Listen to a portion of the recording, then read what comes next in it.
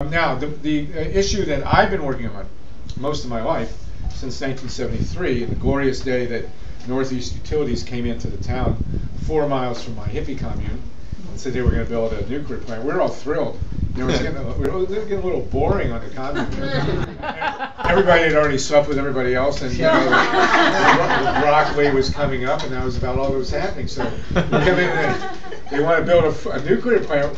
You know, we didn't have a meeting, by the way. We never met to decide whether we were going to fight the nuclear. It was always just, with the first evening we sat down to dinner, the two words were "fuck this," you know. So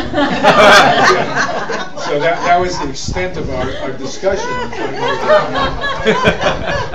So when we started, Richard Nixon, remember him, said there'd be 1,000 nuclear plants in the U.S. by the year 2000. We are now one of the most successful, if not the most successful, nonviolent grassroots campaign in the history of the world. Yes. The only person we know that's been killed in our movement is Karen Silkman, and you can see the movie. It's actually very good. But from 1,000 projected, which would have been about 100 in California per capita. Can you imagine 100 reactors in California? No, I don't want to use it. So, but they maxed out.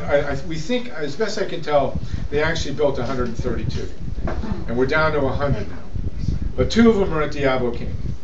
And Diablo Canyon, as all of you know, is in San Luis Obispo.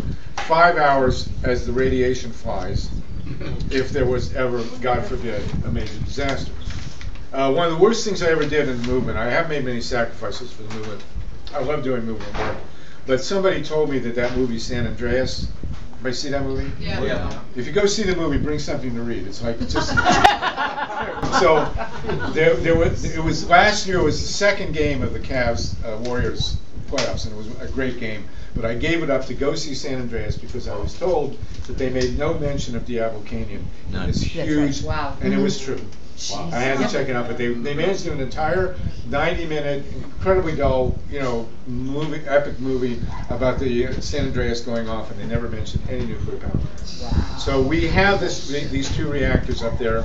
There has been a deal cut, and it's gotten very complicated. Yeah. In a way, it's good, but it presents difficulties for us, right?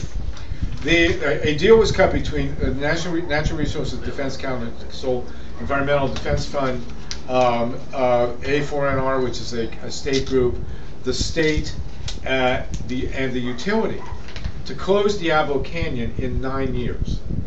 Now so what they're doing is they're throwing in their federal license, which we knew they were going to do anyway, because Diablo is way too expensive. It doesn't pay. The economics are really bad up there now because wind and solar have come on. The flip side, and the good flip side of our anti-nuclear movement, is we have birthed a mega industry in wind and solar. And they are fighting back like crazy. I won't go into too much detail, but there is a huge counterattack against wind and solar going on, funded by the Koch brothers.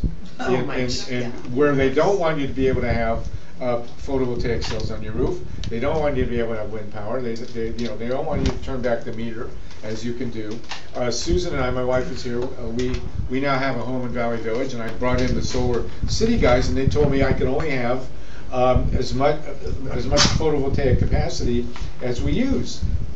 And I said, God, I have a garage here. I've got rooftop. We could do 3 or 4 times as much as they use. I said, no, the LADWP won't allow you to do that. Oh, yeah. So that's bullshit. We're going to have to take that to court. It's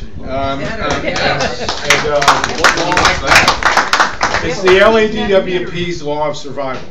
Because this is the battle that we're all facing worldwide. Number 1, we have commercial atomic reactors that are falling apart.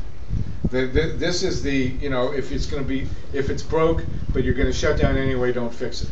And so they are not doing the maintenance, and Milo knows a lot about this. They are not doing the basic maintenance to keep the reactors going safely, well, they're not safe anyway, because they have a set date where they're going to close. So they have big parts on these machines that are really dangerously flawed that they're just not going to fix them. We cannot have that. I mean, I have a couple of old Volvos. We're done. I mean, we're out of parts now. We're not going to be replacing it anymore.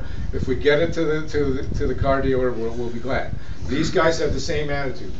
You know, they are not doing basic maintenance on these reactors. They are incredibly dangerous. And Diablo is well, unfortunately, Andrew Cuomo, the wonderful liberal governor of New York, has just stabbed us in the back, and he is setting aside $7 billion to keep 3 reactors continuing to operate. And we do now have this operation, a pro-nuclear, they're calling themselves pro-nuclear environmentalists, the ultimate oxymoron, right? And so we are having to fight them as well.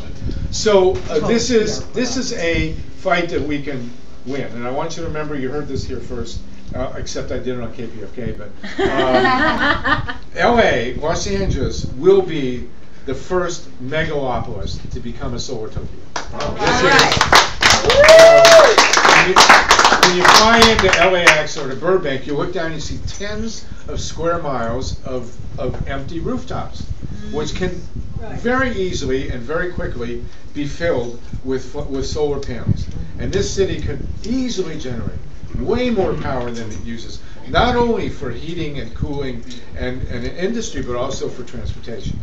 Because the model is, you know, you will have those panels on your rooftop, you will pull up your car, you'll plug in, and you know, an electric car is 3 or 4 times more efficient than a gas car. And so this is all technologically more than feasible. But we have a municipal power company in LA that owns a major share in 3 nuclear reactors in Arizona.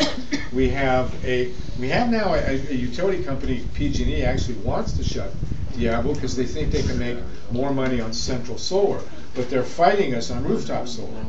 So the real battle here, and I'll end with this, is the same battle that we're fighting on voting. It's who has the power. In our voting system, such as it is, the people who have the power are the people who control the voting apparatus. It's gotten to that basic point. You know, the war on drugs was Jim Crow personified. It's winding down, and a lot of other things that they did to strip voter rolls and prevent people from voting by race and by class and by age. Those are going by the boards. What they're left with is the control of the actual voting, the balloting, and we have to get our hands on that. Similarly, our power supply. The real reason there's nuclear plants are still out there is because they're owned by large corporations, and if you get your power from large machines that are owned by big corporations, then they control the power. So they are desperately afraid of hand-counted paper ballots, and they're desperately afraid of rooftop solar panels. So those are the 2 issues, 2 of the major issues that I'm working on. Judy's going to present something and we'll co-facilitate a general discussion. We want to hear what you have to say. Where do you think we're going after Bernie, or with Bernie into the future? And thank you so much for your time. Power to the people! Power to the people!